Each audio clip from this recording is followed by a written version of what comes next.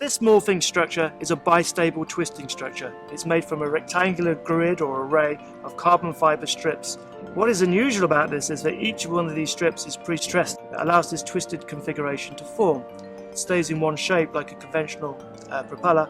You rotate in one direction to get forward flow or forward movement, and if you want to reverse, you have to reverse the direction of the rotation, which involves heavy gearages and linkages. However, we can eliminate that by changing the direction of twist of the blade. By doing that, we can actually get reversed thrust or forward thrust, depending on the angle of twist, and we eliminate the need for heavy gearing.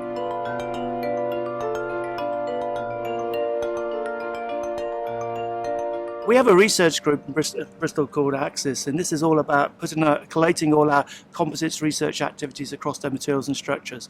Fortunately, in our research area, composites, which we've seen phenomenal growth in the last 10 years, and by having key people in place and rewarding them appropriately, I think we've been able to grow from a team of 5 academics 10, 12 years ago to one which has in excess of 20, which has more than 140 people researching in composites at Bristol.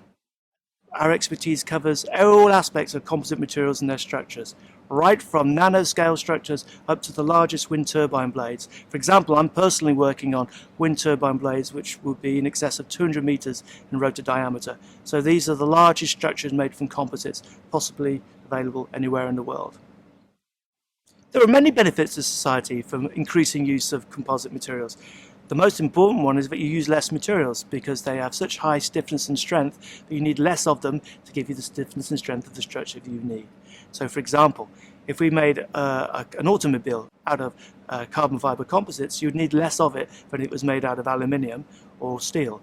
The second thing about it is because they are lighter, particularly with reference to a car, you need less fuel to actually make it to travel a certain distance. One of ACCIS' major strengths is its industrial connections.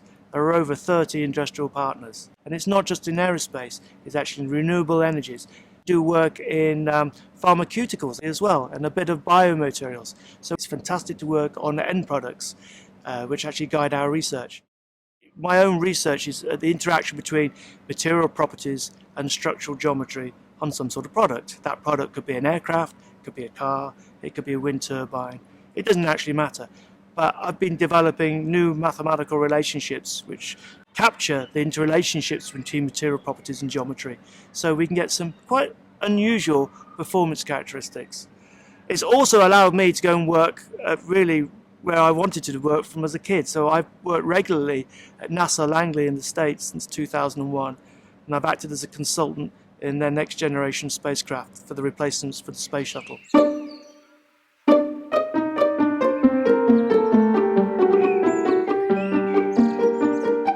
One particular success story of academic work that I've been involved with is the development of a new helicopter rotor blade, which is actually flying on the Augusta-Westland, the H101.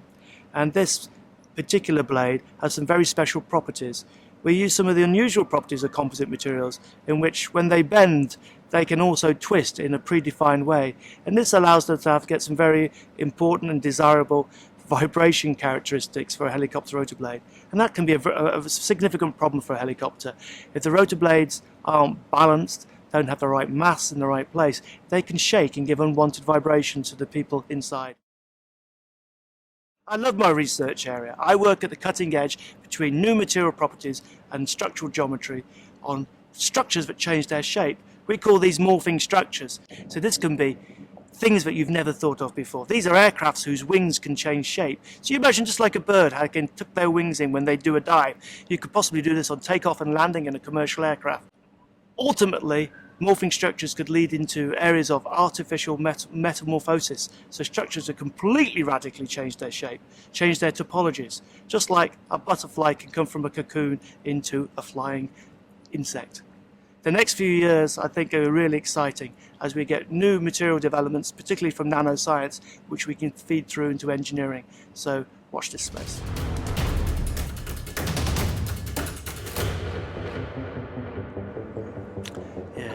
outside. Just everyone stop. You're not allowed to fly.